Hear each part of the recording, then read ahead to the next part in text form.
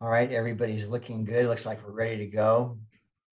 We want to welcome you, everybody. This is the Global Watch International Call. It is September 21st, 3 p.m. Jerusalem time.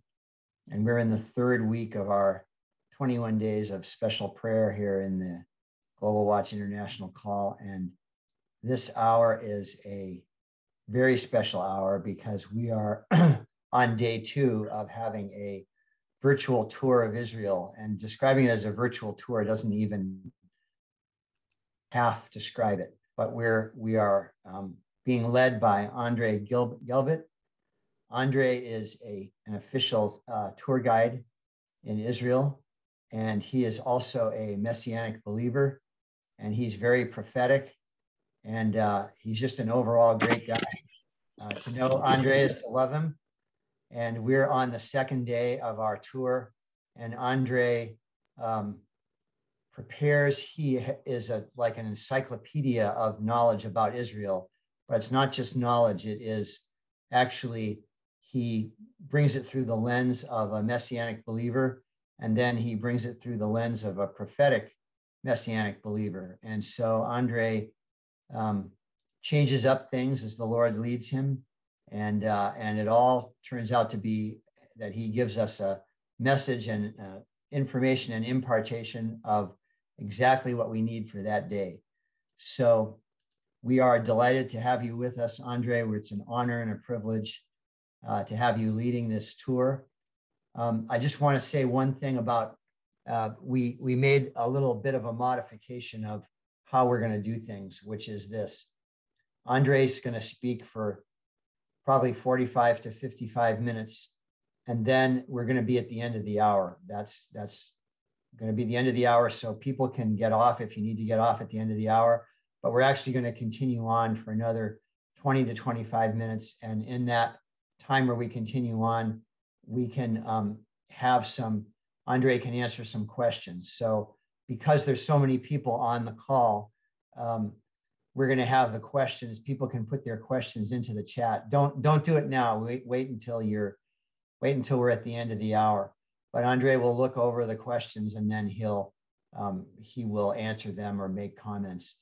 If we only had a few people, we'd be able to just have people, unmute themselves. But with yesterday we had over 100, and today would probably be pretty similar. So we have to do it a little bit differently. But it's going to be great. So if you can stay on for an extra 20 minutes to half an hour today, you will benefit greatly. And if you can't, it's going to be recorded. So we're all good.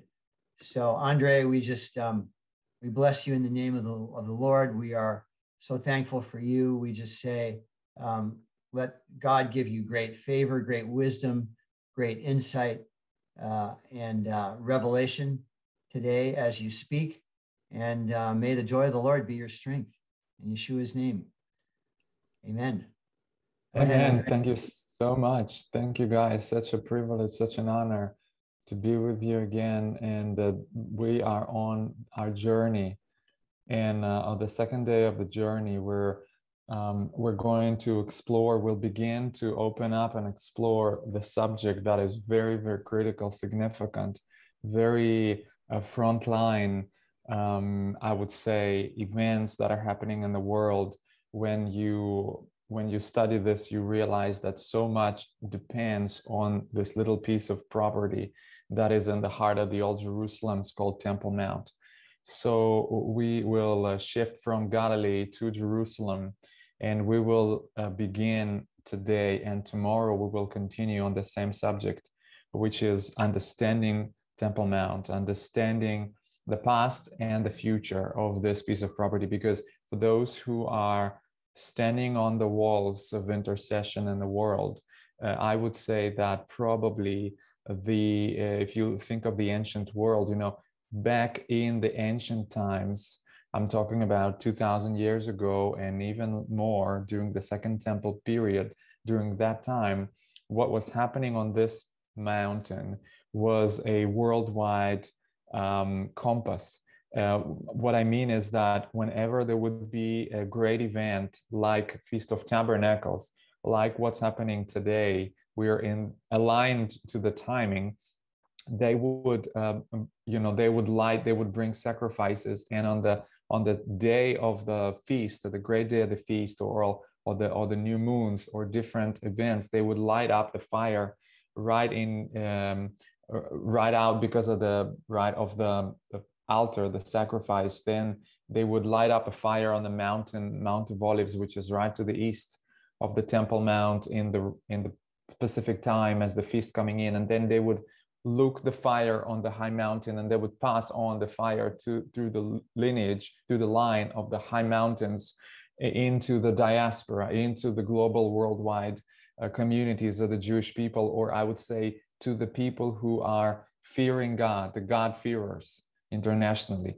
And it would come from this place. And so in this time and day in which we are alive, this is absolutely critical to understand spiritual significance of this site so that we can interpret correctly the times, the seasons, like the people, like the sons of Issachar. You remember, they had the gift, and I believe this is the gift that God is giving his body in this time. And so we absolutely have to see this area with a correct understanding. Okay, we need to have a correct understanding of what this is. So we will begin this session, and we'll continue tomorrow. So we'll cover as much as we can today, and whatever left we will move on to tomorrow, to the second part. This is part 1, understanding the past and the future of the Temple Mount. Name of the mount is Mount Moriah. We'll expand on it as well. So first of all, let's have an overview. Let's have an overview here. We are in Jerusalem. We're coming to Jerusalem. We were in Galilee yesterday. We spoke about Galilee. Jordan Valley over here, Jerusalem, and you can see is marked back in, just have a general understanding back in the days of the Bible, both Old Testament and New Testament. Just have a little bit of a geographic idea. Where are we now moving toward Jerusalem? Just a general idea of that Israel, ancient Israel, on top of the Google Earth of today. You have Galilee. This is a rough estimation, of course, just to give us an idea. The Galilee, we've talked about it yesterday. Then we move on south towards Samaria, the mountains of Samaria, which we will talk about, and then the mountains of Judea over here, and farther down the desert, Beersheba, the area of Abraham and Isaac and Jacob. Then the road, that's called the road of the patriarchs, that is going from Beersheba, from Hebron, into through Jerusalem and Samaria all the way to Galilee. That's what we call the road of the patriarchs. And the two highways, one of them on the east side of the Jordan Valley called Via Regis, so the way of the king, that Yeshua would have been traveling and with the disciples many times when going from Galilee to Jerusalem, because it was pretty easy to cross to the east and then just go over on the east instead of going through Samaria and then crossing to go up to Jerusalem via Jericho Road, which is here, Jericho. And the second road would be via Maris, the ancient road of the sea that went from Egypt into Mesopotamia, pretty much along the Highway 6 of today, of modern Israel. It's important to understand how Topography of Israel divides into these 3 sections: the valleys, which would be on the east side, on the right; the mountains would be in the center, the mountains of Israel; and the coastline, which would be on the west side, seashore, and the ancient road between the seashore and between the mountains. So we are focusing on Jerusalem, and we're in Jerusalem, going right to the heart of Jerusalem, to the Mount Moriah, to the Temple Mount. Okay, Temple Mount, this is how it looks today. It's pretty much a pretty large, it's a platform. Okay, for those of you that have been here, that have visited Israel, you visited maybe the Temple Mount. I love taking people up here because of the prophetic significance of this place. So the platform is pretty large. It's about 37 acres, which is about 20 soccer fields. That's the size of the platform. The platform is surrounded by 4 walls the walls that are retaining walls, they keep up the platform. This platform is up above. There are walls on the sides, and the platform is above the walls. And on the platform, there are also walls as well, a little bit later. But when we think of the time of Yeshua 2,000 years ago, the time of the temple here in Jerusalem, then these walls, you can see this wall of the south. Look at the cursor, if you can follow, you can see the corner, southeast corner here and southwest corner here to the left. They are original still from the time of Yeshua, from 2,000 years ago, first century. Okay, they are original. This wall, partly original, some of it covered in the ruins over here. Some fragments are original still. On top of it, renovations of the Muslim construction later on. Same thing going on with the wall from the west, retaining wall. And similar going on with the wall on the east, on the right-hand side. So what do we see? We have pretty much one, two, and two, let's say at least two original corners, how it was.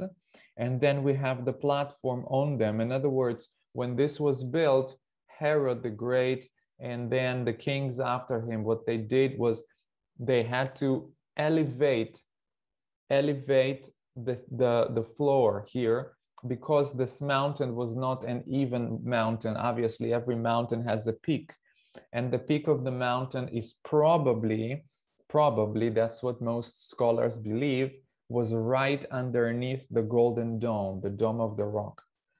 This is the part where a bedrock, original bedrock, is exposed. And that is why there is a dome over that rock, part of the original mountain, Mount Moriah, that is exposed. And the rest was just different. You know, it wasn't a platform, it was not flat. So what happened was that these retaining walls on the sides, they were built in order to put on top, to put filling on it, and then have a platform on top of that, so that this would become the greatest gathering place, or one of the most biggest gathering places in the ancient world. It's a fact. So if we would have come here to the Temple Mount, we would begin our tour by walking on the Temple Mount, and I would of course bring you to the number one structure that is the very, very, very important, significant structure that many of us know. We need to understand something about it. First of all, the Dome of the Rock. The Dome of the Rock, built by Muslims. It's built in an very early stage of the Muslim religion developing. We're talking about the end of 7th century. This is only several decades after Muhammad's rising in Saudi Arabia, and then a journey of conquest.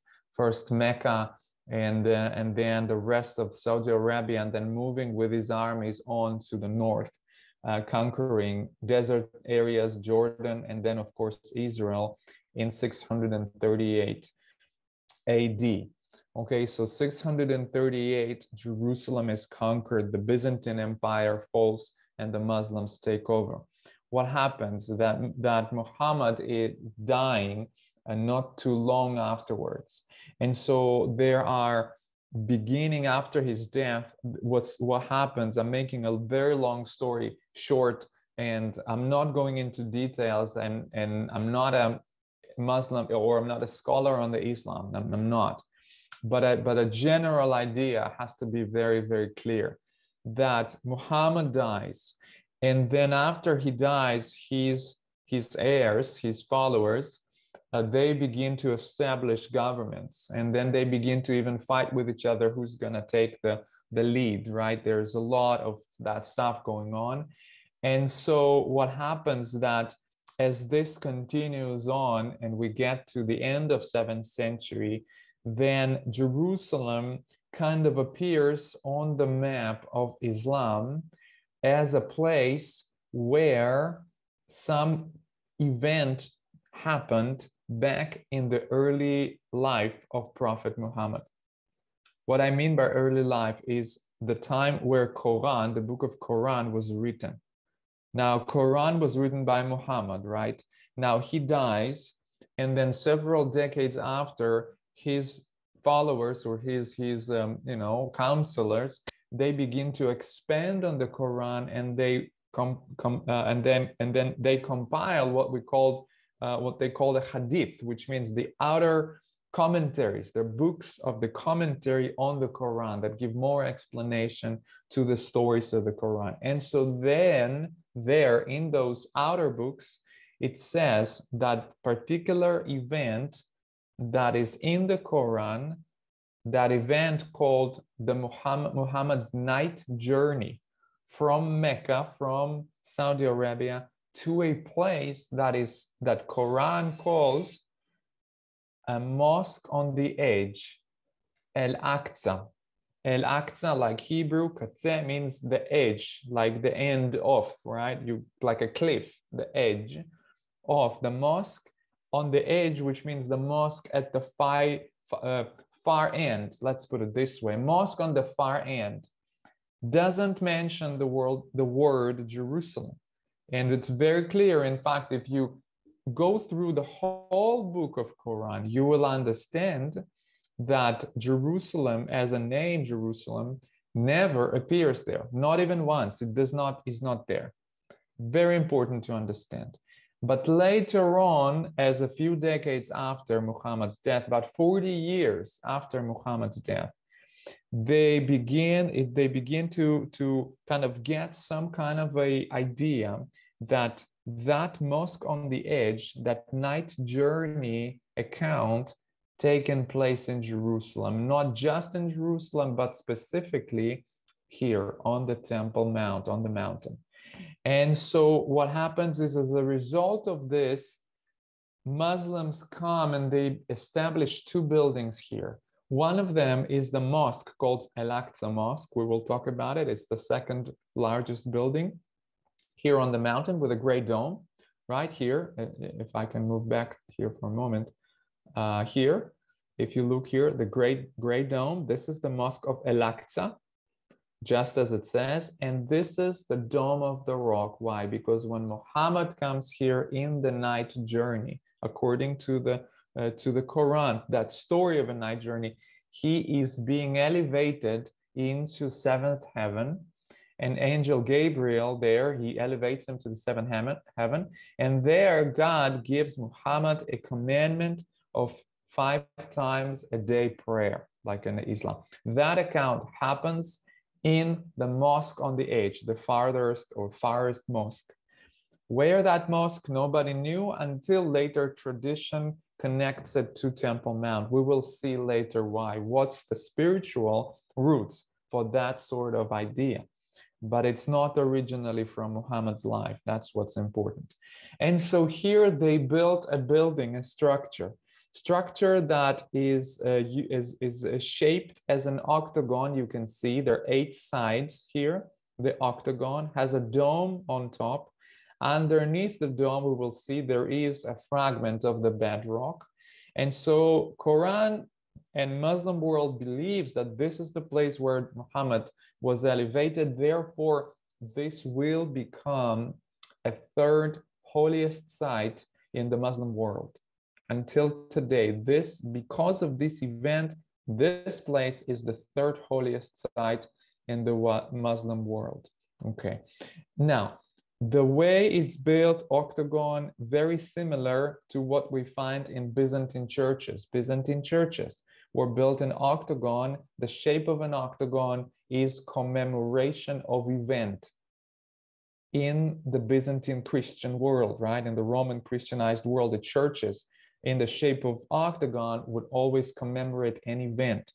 And Muslims are copying that same idea. They say, we want to commemorate an event, and so we're going to do it as an octagon shape. In fact, maybe the architects were the Byzantine architects who were taken over by the Muslims back in the 7th century. That is a possibility. Maybe they have used technique to build this octagon with a dome on the top.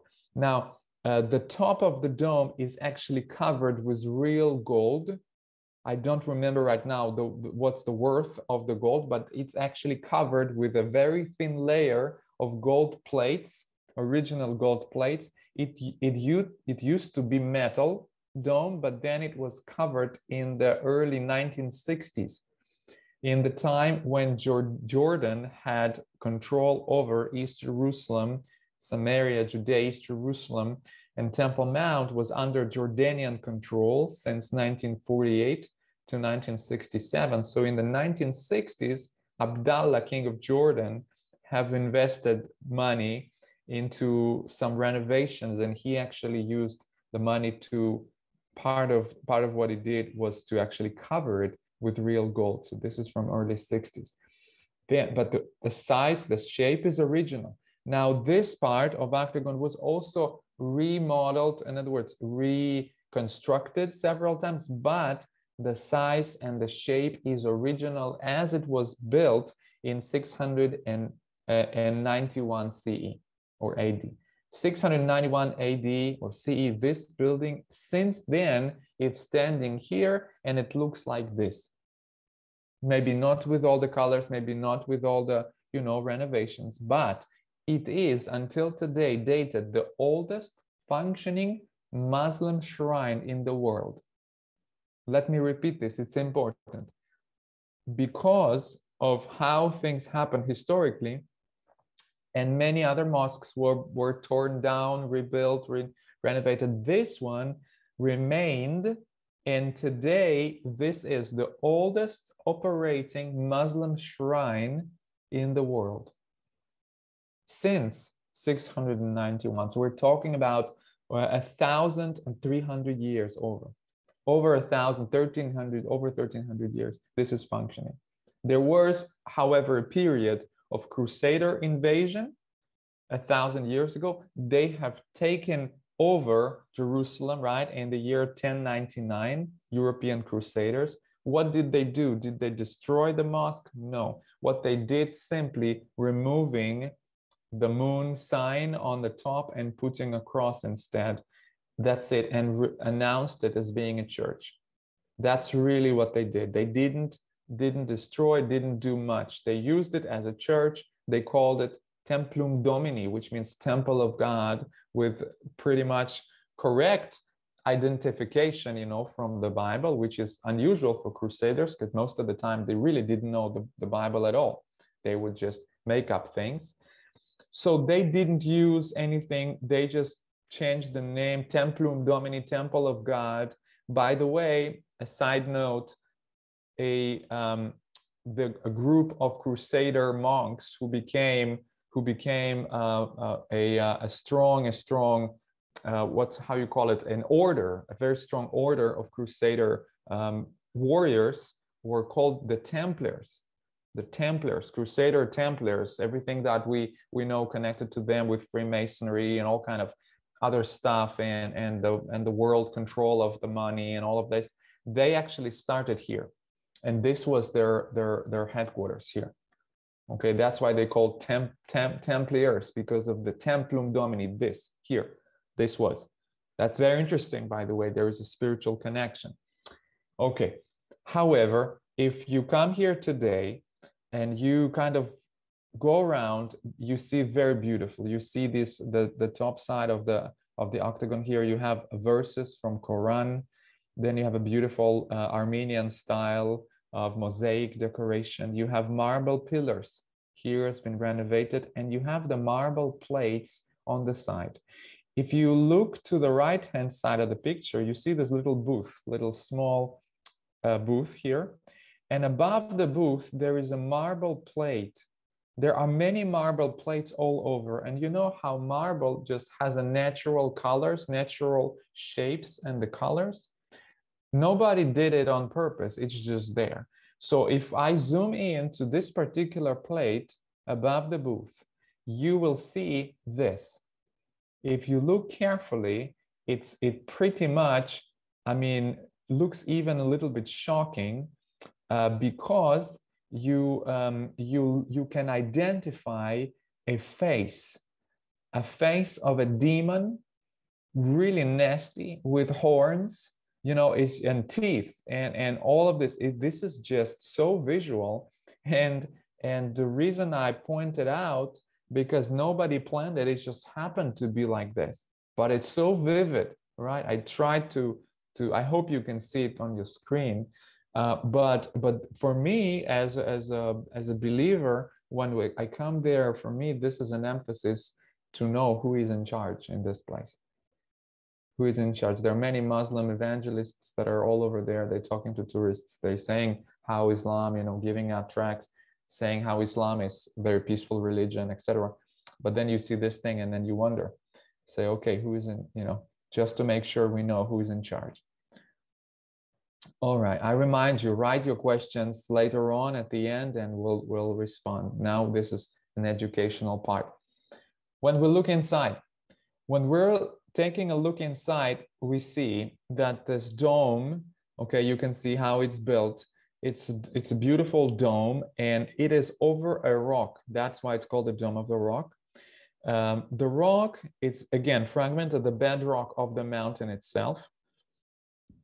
In the middle, you can see pictures on the left-hand side. This is part of it. And then down below here, again, it's a part of it. There had been some construction, some buildings here. It's hard to say now what was in there. One of the reasons that because it's a holy Muslim shrine, it is forbidden to make any sort of archaeological excavation. It's a very important point. Since the Muslims declared the holiness of this whole place, of the Temple Mount, as a whole mountain, not only Dome of the Rock or Elektsa Mosque or something else. We're talking about the whole platform is counted as a holy Muslim site.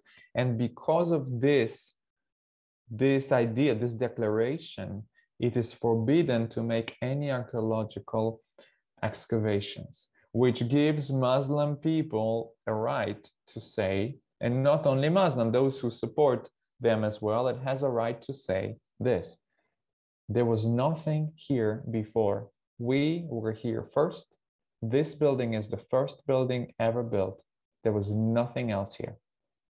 And you cannot prove it. Number one, because so far we didn't find enough proof that we can say we have a proof from existence of the temple that was here. First temple or the second temple. We didn't find artifacts. And the second reason we can't find them because we can't dig.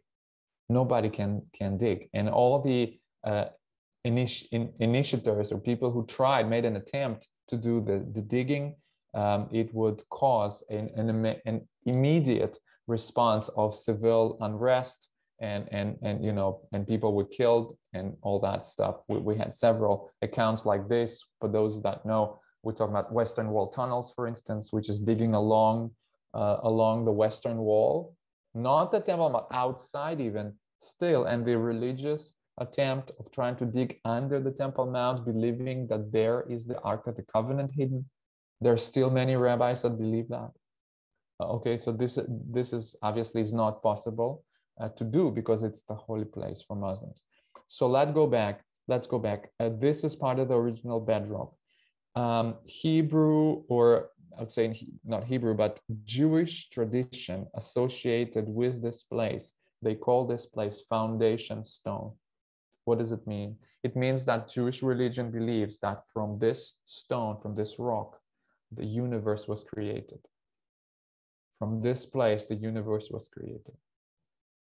Of course, this is the place where Abraham is bringing his son Isaac to sacrifice.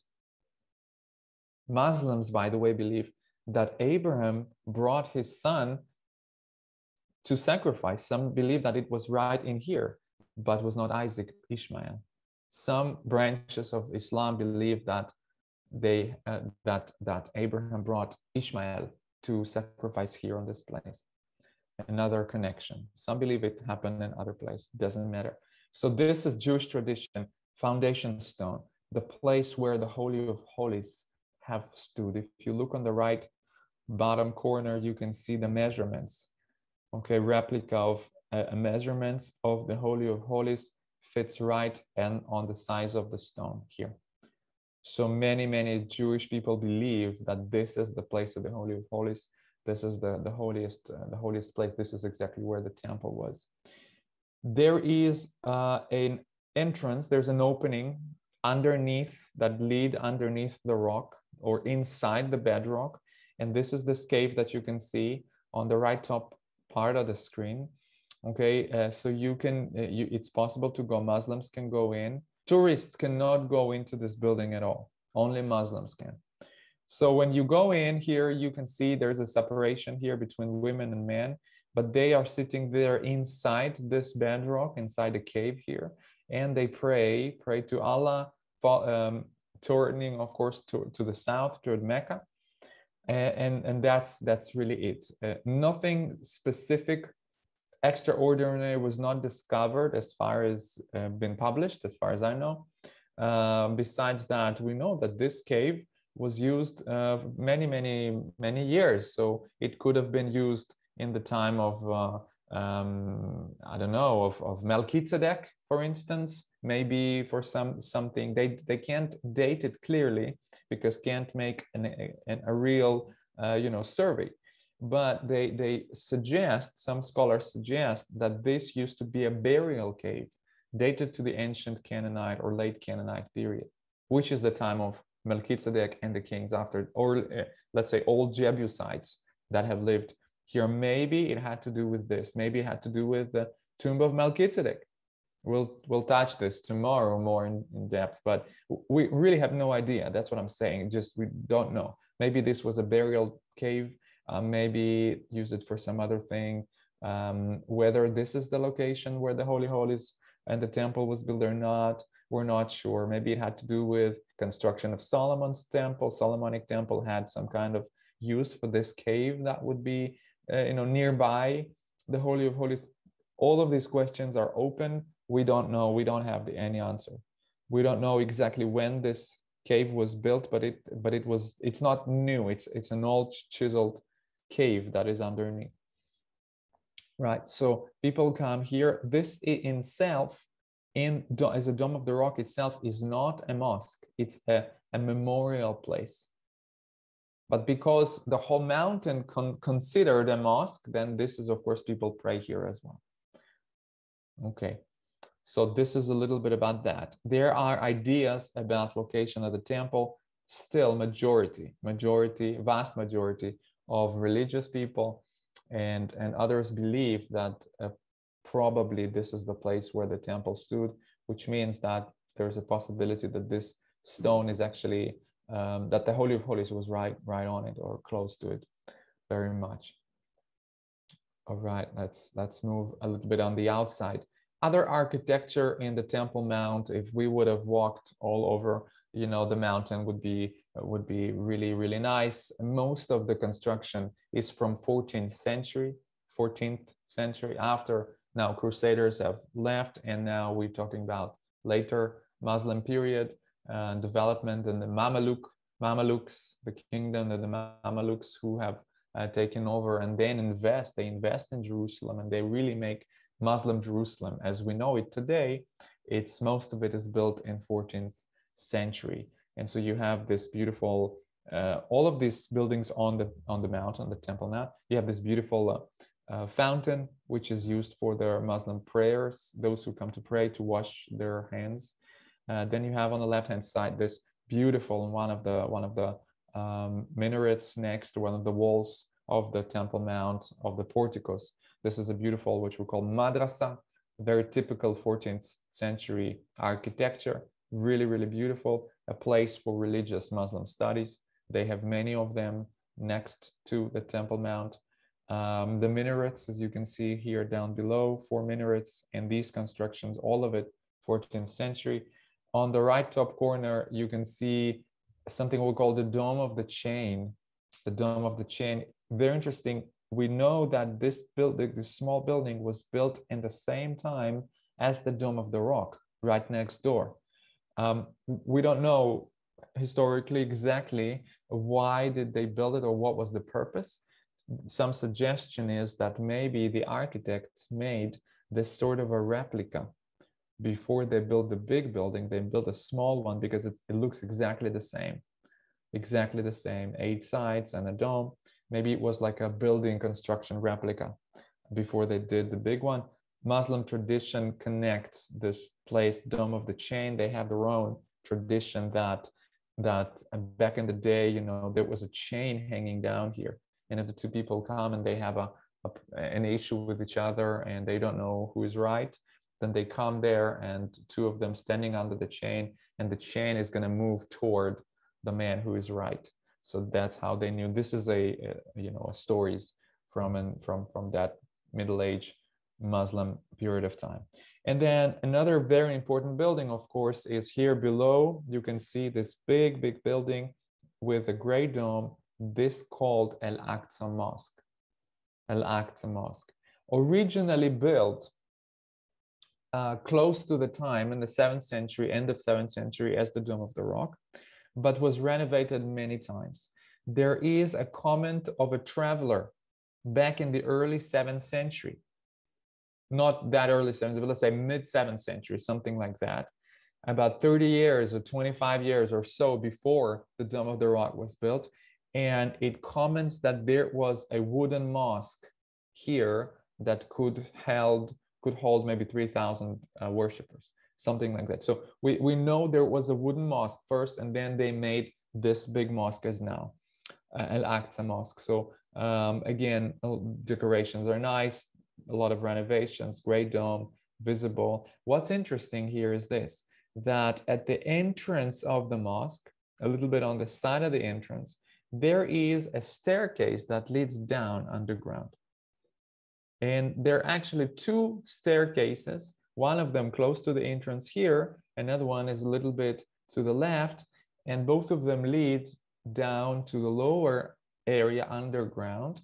And on the east side, for instance, the left side, there is another mosque. It's called Mosque El Marwan, that if you go in there, then you could see the arches that are really built to hold the ceiling, to hold the platform.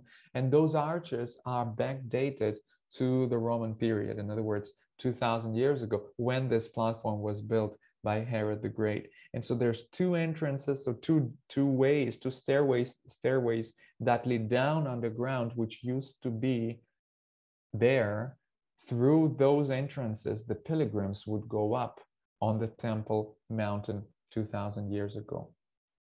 Now, let's make a parallel between the 1st century and the 21st century.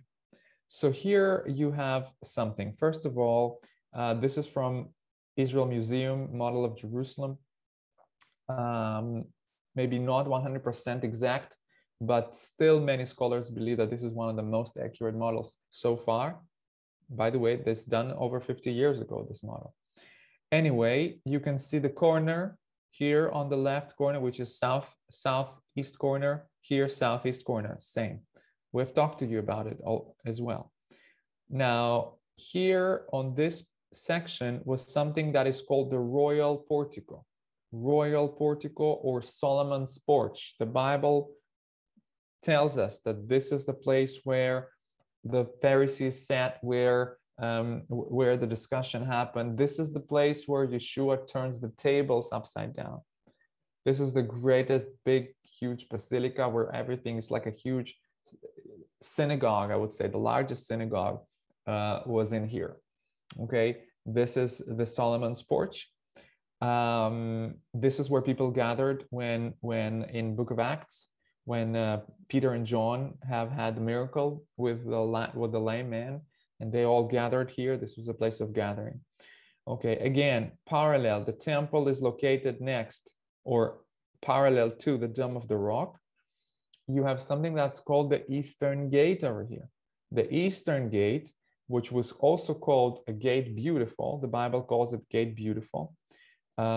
Where Peter and John entered, also an entrance from the east. So Yeshua would have come into this gate when he would come from the Mount of Olives, from behind, right? From where I'm you can see pictures behind me where I'm sitting on the Mount of Olives, and this is just right across going up the area of Bethany, from where Yeshua would enter Jerusalem from the east. So he would come into this gate, and this is also was the gate through which the priests would go out with a procession on the Yom Kippur Day of Atonement, which we just had here in Israel, and on to the Mount of Olives for performing the sacrifice, the red heifer, the ashes of the red heifer, and the scapegoat that was led into the wilderness and then killed there for the sin of the people. So it would be aligned with the eastern gate of the temple. Temple is facing east, and their gates aligned directly to the east. And this is very important. Why? And we'll talk to this in a few days. I don't want to run ahead of myself here, but anyway, it's supposed to be aligned to the east. And now, before I talk about the eastern gate more, I want to jump over and tell you about the northern wall. The northern wall here in the model, attached to it is this structure with towers, which is called the Fortress of Antonio, the Roman fort, where the garrison of the Roman soldiers were there to control Jerusalem. Where exactly the Fort of Antonia is still a big question mark. They don't know. They think it was somewhere next to this corner, according to Josephus Flavius, historian, and other books, other resources we have. We don't know exactly. Was it part of the Temple Mount in the corner? Was it attached to the corner? And nowadays, the wall that is here is not old enough. We cannot know if the wall here at this section, at this corner, is parallel to the wall here. In other words, we don't know exactly how long it used to be back then. This is an estimation. And then here is an interesting thing. If you think of the Eastern Gate, now what do we have nowadays? Here, not directly below, but much more to the north, you see a gate. Now, this gate is built, renovated by Muslims, has Byzantine foundations, renovations all the way from 1500 years ago, Crusader, and then Muslim renovations at the latest phase of this, which happened as the Ottoman Turks took over, and they began to rule, and they built a wall around Jerusalem. Suleiman the Magnificent, I'm talking about 400 years ago. So 400 years ago, this gate was renovated or remodeled and was made in a way that it is completely sealed.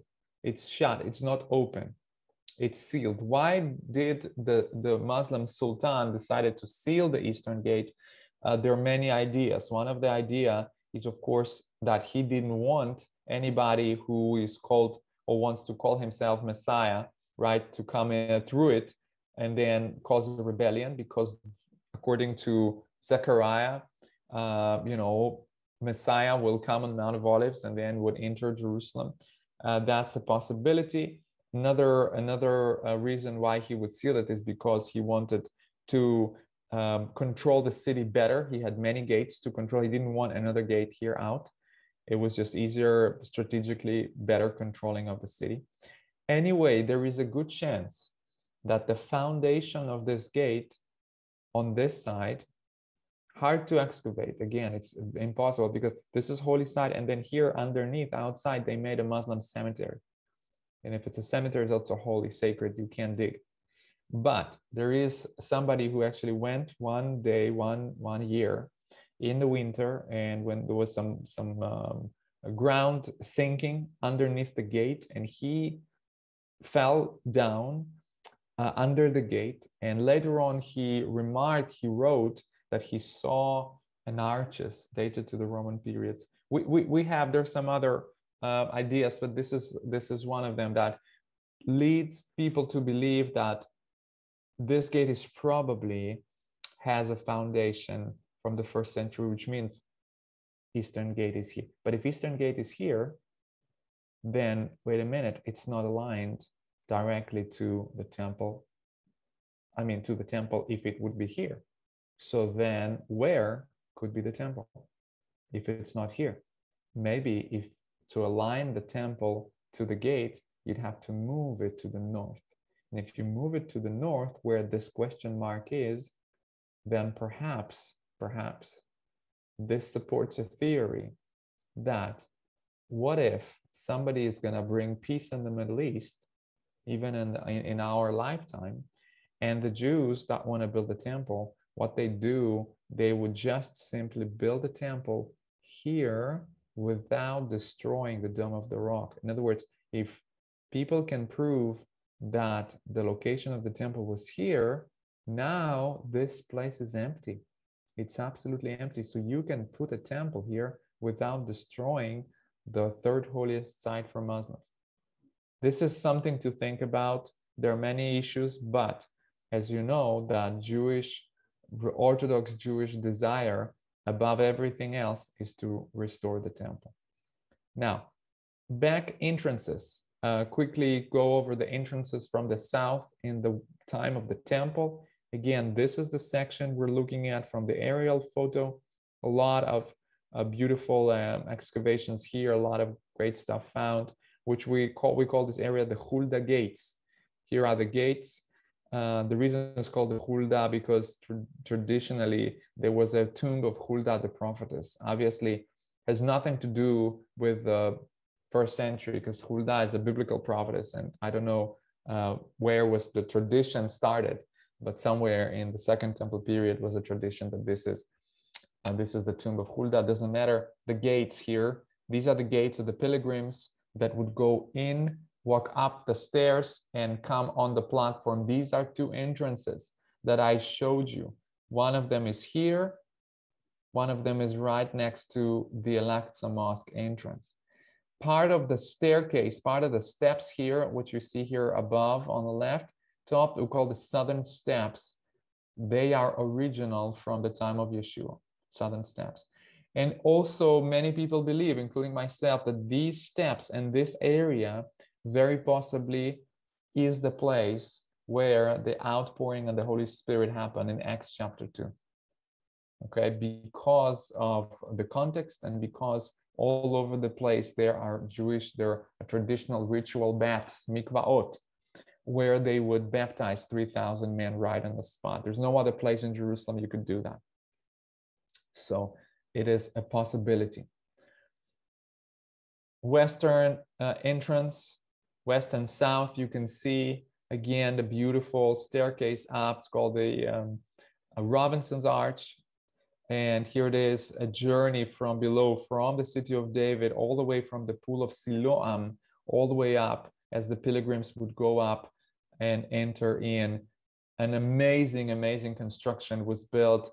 They used to say that if you have not seen the temple in Jerusalem, you have not seen a beautiful thing in your life. That's the Greek and Roman historians quote. That's what they say. Part of the western retaining wall is this section marked with red. This is western wall. This is western wall. This is it. This part, which is called the western wall, has nothing to do with the temple, which was up above. It's just section of the retaining wall. Why the western wall is so important? I'll come back to this. Because this was traditionally the place where the Jews would gather and pray and weep and all of that. So let's move a little bit to the compound of the temple. We'll come back to the temple wall again. Very quickly, temple had two main sections. First court, or we call it the court of the women, women's court, okay, where men and women and everybody could walk in, Jews. This gate here, it's called East Gate, also here in the gold, East Gate. This is the place that had an encryption above. It says, if you are not a Jew, you cannot enter in under the penalty of death. So the big court around the temple, the huge court, was called the court of the Gentiles. In other words, everybody from the nations observing God-fearing people could come in over there, but they couldn't enter into the courts. So this is the gate which separated the Jew and non-Jew. If you would like to parallel to Ephesians, when Paul writes Ephesians chapter 2, and he says that he destroyed through his blood the middle wall of separation, Ephesians 2:14. He is talking in the context of people who understand that if they want to come to meet with God, this is where they separate between the Jews and the non-Jews. This is the gate of separation, the wall of separation. And so only the Jews, women and men, could come in. There are different things that are happening in the court of women. And then there is these round steps that lead up to the Nicanor gate. And there in the Nicanor gate, there's like a corridor. You see that? It's like a corridor there, like a court, like a porch. Okay. And that corridor calls the men's court. In other words, women cannot walk up these steps. And from the men's court, they can watch what's happening in the inner court. The inner court, this is where Levites and priests doing. This is where the laver, this is where the altar, this is where the place of slaughtering, this is where the sacrifice are being done by the priests, and Levites are serving all over. Then you have the gate of the building, the temple. Only priests enter in, and far corner, far room behind the veil, Holy of Holies, where only high priest, only once a year coming in. So if you think of Ephesians 2 context, then definitely you can understand how he says that there, that the Messiah through his flesh, he broke not just this wall of separation, but also this wall and that gate, and even the veil that separated the Holy of Holies and the holy place was torn from top to bottom. And so we have access in one spirit to the Father. This is the context of Ephesians 2. I just want you to understand that they knew this, because when Paul wrote it, it was like this. It was standing like this. So it had a visual to it.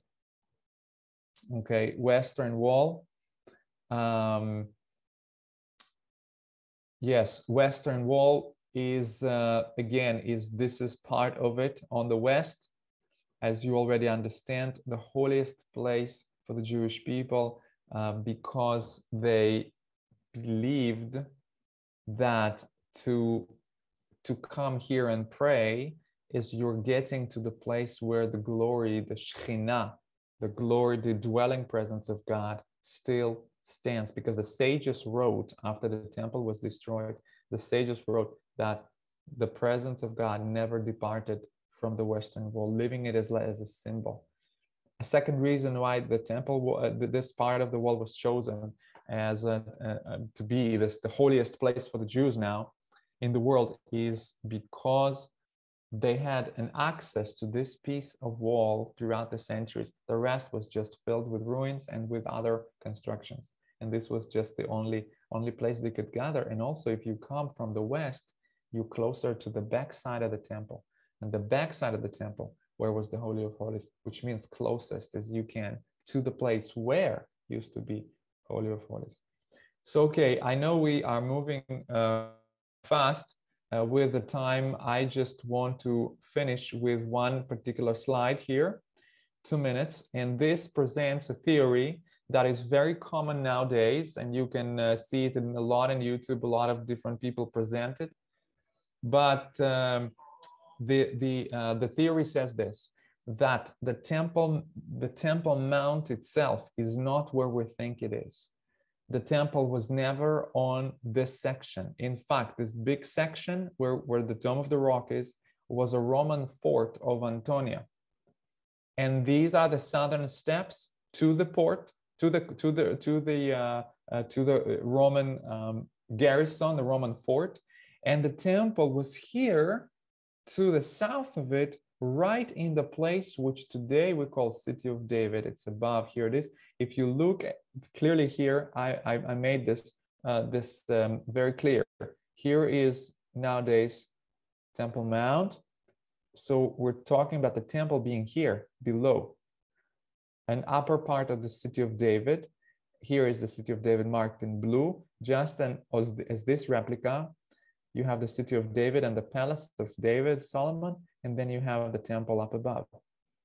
It leads people to present this theory because they have they're trying to interpret different passages. Had to do with the spring, the Gihon spring that is here in the city of David that should have used for the purification. And also the reason that they presented, or one of the reasons that they presented, is that they say that the fortress, the Fort Antonia, according to the measurements, if you take a look at any other Roman fort in the Roman Empire, it would be exact measurements as the Temple Mount measurements. And so they say, wait a minute, it couldn't be that small little place because it had to hold a legion of a Roman legion. Legion exists out of 10,000 people, average. And so you can't put that in small little group, you have to have a place that could fit 10,000 to 12,000 people. So say this is the only place possible. And so the temple could not ever be here. That's why you can't find anything, but it is in the city of David. The problem with it, that the city of David has been excavated for many, many, many years, the longest excavated place in the world, city of David. It's been 150 something, and it keeps excavating until now. No archaeologist that's digging and have dig in city of David would never tell you that they find even a clue of the existence of the temple there. But this theory is very hot right now. The reason I believe it's so hot and is so strong is because there is a political agenda behind it.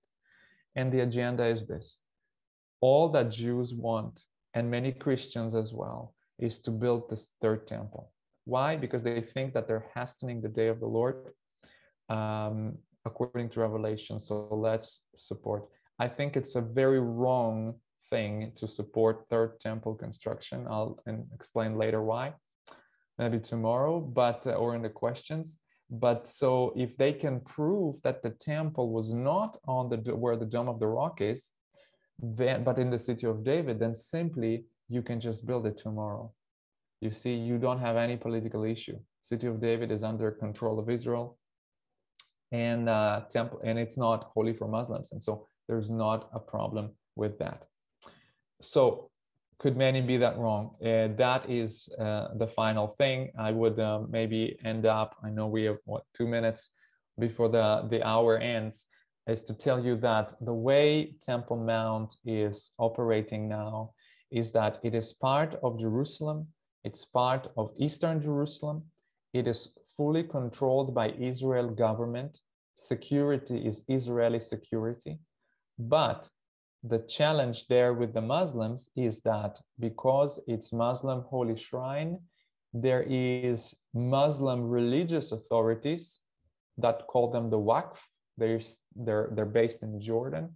They are responsible so that the holiness of the site is being kept, and Israel has an agreement with them that Israel will follow the religious regulations. And that's why there is a challenge sometime when you can come there, when you can visit, but those who decide who can go up or when, it's Israel. Israel is the one that has a full control of it security-wise. All the armed people on the Temple Mount is all Israeli guards.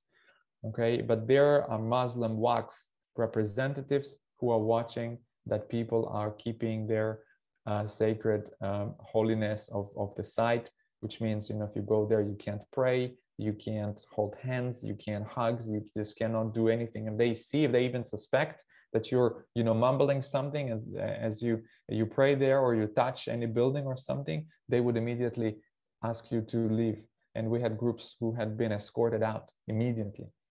And it's part of the tension, spiritual tension, that whose ground is this? Who's in charge, really? We'll continue tomorrow, and I'm stopping at this here. And tomorrow we're gonna talk about biblical part of it. So yes, I know, I see their questions are coming, and for those who want to stay, right, unless there's an announcement or something, you want to do an announcement before we switch to the questions? Yeah, if you, end the formal session, but we'll continue to record these questions. There's some really good questions coming up here. But if you have to go for work or whatever, you're welcome to leave. But if you're also welcome to stay on. So Andre, that was really such a vital information for us all to apprehend. And I think you've got a number of questions here, so I'm going to let you turn it over. Great. Sure. So, yes, I see. I'm going to start from here question from Australia. The veil of the Holy of Holies is still there, and is it torn? What do you mean still there? The temple is destroyed 2,000 years ago. There's a Muslim dome of the rock there. You saw what's inside. There's a rock, there's a dome, and there's a cave when they pray. That's all that is there. So I hope that answers your question. There's no veil, there's nothing, there's no ark, there's nothing that's left. So only the Muslim stuff. Is the third temple only going to be built during the tribulation, or could it be before the rapture? Listen, the very clear answer regarding the terms we use: tribulation, number two, rapture, all kind of terms. Look, let me just challenge our mind here a little bit. These terms are Western Christian terms, have nothing to do with the text, because we don't understand the text in correct way. And so we come with all kind of weird theories. I'm not saying they're wrong, I'm just saying they're weird theories, because they're not exactly described in the Bible clearly to an extent that you can rely on it.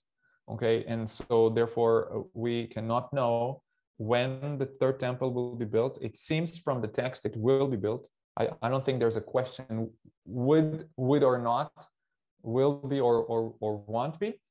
It seems from the text that we have in Revelation that it will be built. However, the rebuilding of the third temple is not a condition for the second coming.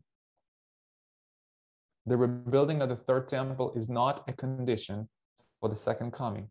The reason is very simple. When Yeshua himself was on the Mount of Olives, he looked to Jerusalem and he said, you shall see me no more until you say, blessed is he who comes in the name of the Lord. Which means, if you look through the prophet Zechariah, if you look through the prophet Joel, even through the prophet Ezekiel, and the words of Yeshua, the coming of Yeshua, the Messiah, has nothing to do with the temple. It has to do with a revival of Jewish people to an extent where they will repent and they will welcome him as a King of glory, as the Messiah. And they will welcome Yeshua. That is the condition that he himself gave for his coming. Okay. Yes, the Bible talks in Revelation about the temple, the third temple, all of this, the temple of Ezekiel. There's Thessalonians that speak about the temple, of course, with Antichrist stories. So it leads us to believe that there will be a third temple built, which would be there for Antichrist, really, to be revealed. So I wouldn't support a temple for Antichrist whatsoever. I would support much more the revival of the Jewish communities that are a condition for Yeshua's return, not the temple, but the revival and the Jewish people coming to the Lord. I hope that is that answers this question. So tribulation, rapture, and let's just leave it for now, because it's much, maybe it's important, but maybe we'll touch it sometime later. Okay, the spiritual significance of the Dome of the Rock. Spiritual significance, we will go on tomorrow. Tomorrow we're gonna get a whole thing of the future. That's not an intention of today. We will touch it tomorrow. Is it critical that third temple will be built on the same spot? Well, if you follow the regulations that are there in the Bible, then you can't find any other place. It has to be in the same place. It was there. It's a place that God has chosen. And after we study the spiritual significance, you'll understand why it's so critical. Okay, have animal sacrifice begin again on Passover? This is a wonderful question. There is a movement. There is several Orthodox movements that are there in order to restore anyway, they want to have this third temple built as soon as possible. So what they're going to do is they're having all kind of ideas and all kind of attempts to restore sacrifices again. And so there are a documentary on it. There are groups, several ultra Orthodox groups that are really there in order to start sacrifices. They can't go up on the Temple Mount, of course, it's against the law, but they're beginning to practice sacrifices on the feasts under or next to the Temple Mount, in the area of the southern steps, or in the area of the western wall corner there, southwest corner. There were also animal sacrifices on the Mount of Olives last year. There was something they talked about, the Noah's covenant, inviting the nations to join. This is, guys, this is such a terrible thing. This is really leads people into deception. We can't take part in any animal sacrifices because Yeshua have finished sacrifices. He was the one ultimate sacrifice. You can't go back into animal sacrifices that has to do with some kind of attain righteousness with God. This is totally religious Orthodox thing. So they are, what's happening, back to the question here of animal sacrifices, they are beginning, and every year they're bringing more, and they're practicing more, and they're trying secretly to against the law, against the Israeli police, to somehow get onto the Temple Mount and try to slaughter a sheep there, even if it would cost them their life. They're willing to go for third world war if it takes for them to have the temple back there. I mean, you have to understand how eager the Orthodox are to have the temple again. Right, let me just see what's happening here more. I'm not answering all the questions, sorry. I'm just gonna focus on the most relevant ones, and then maybe tomorrow we can get some more of it.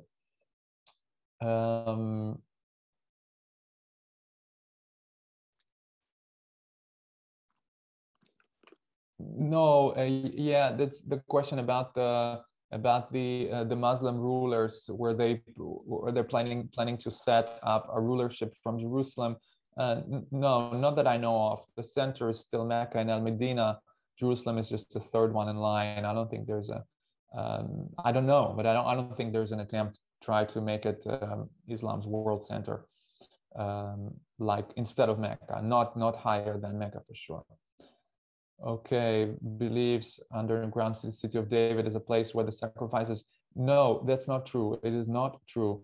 There is a video about, it's true about some people who attempt to bring city of David excavation, saying, oh, they found a fragment of an altar, they found a fragment of this is not true. If you ask lead archaeologists who dig the city of David, they will say, we don't see anything. We don't see here the altar. We don't see here any of a proof of something that had to do with animal sacrifices, that has to do with the temple whatsoever. It's a speculation. Okay, and I told you why this theory is so important. I've talked to a number of archaeologists, and I've heard a number of archaeologists from the city of David.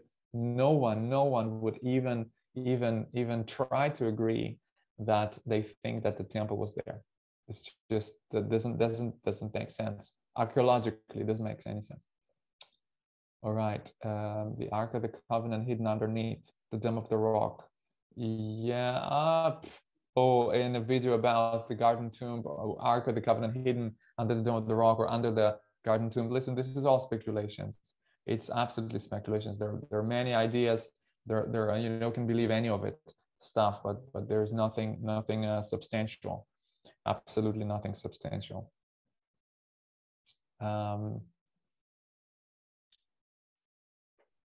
reading here. What else coming?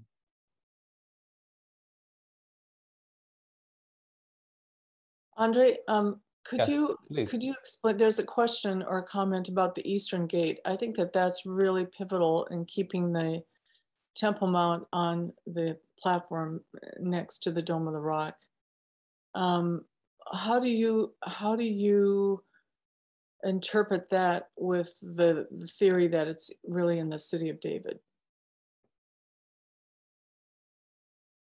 I'm reading. Is that the question you're referring to? Yeah, The question about geographical Eastern Gate is to pursue. Okay, so first of all, the thing is this: those who believe that temple was actually in the city of David, I showed you the chart.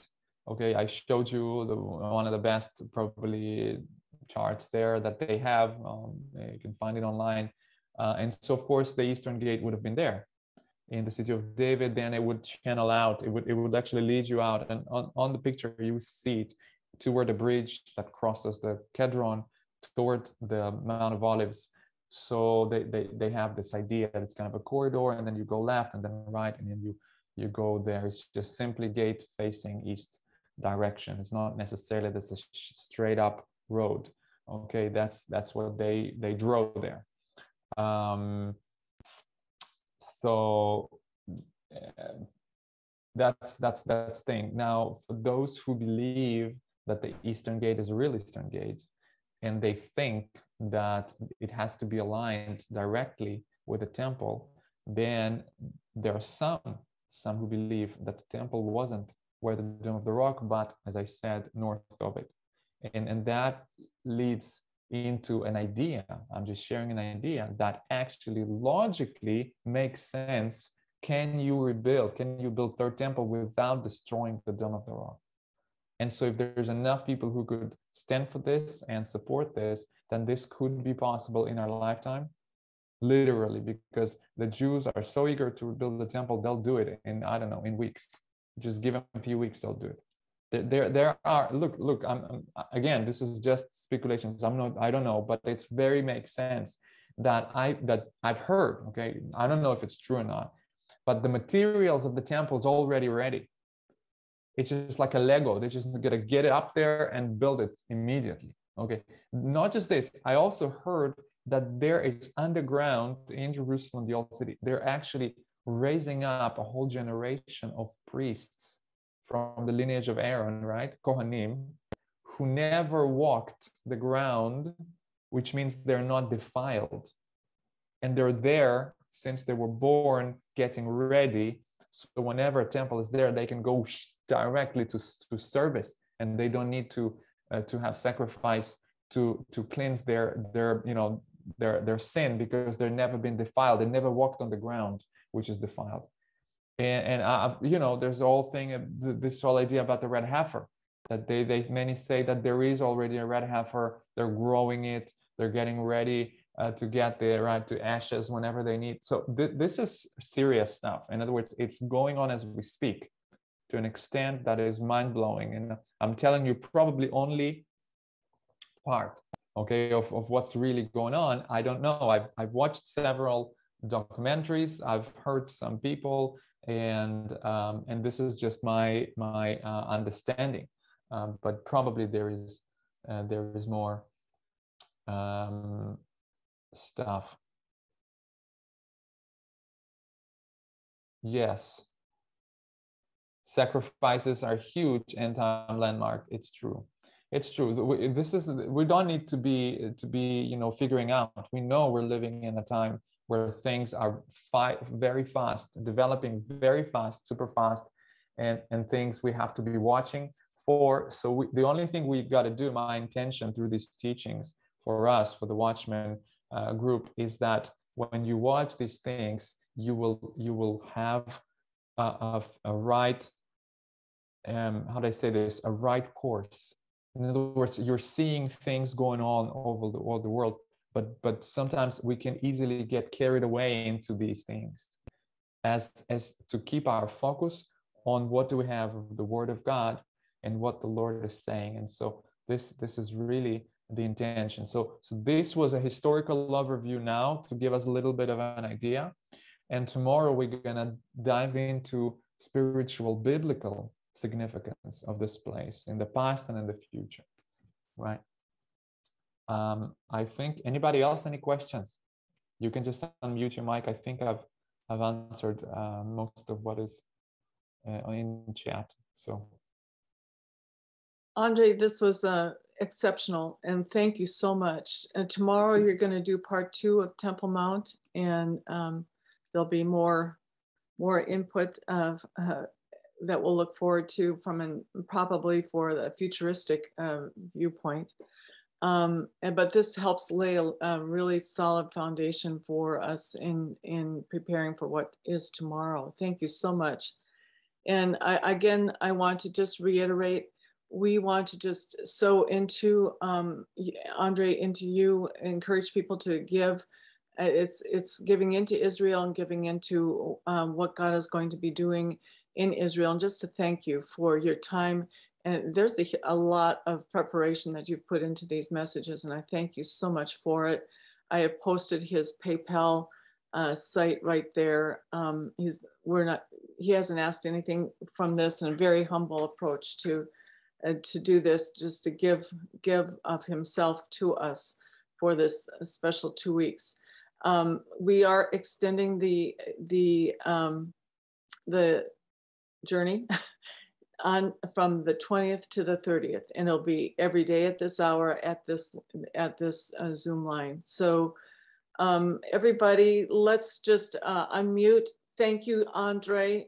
Beautiful, awesome. Blessings. God bless Thank you, Shalom, Andre. shalom. Thank you, Andre. Bye Bye, everyone. See you tomorrow. Bye. God bless Tomorrow. Tomorrow. shalom, shalom. Very much, Andre. That was awesome. Amen. Bless you. Bless you.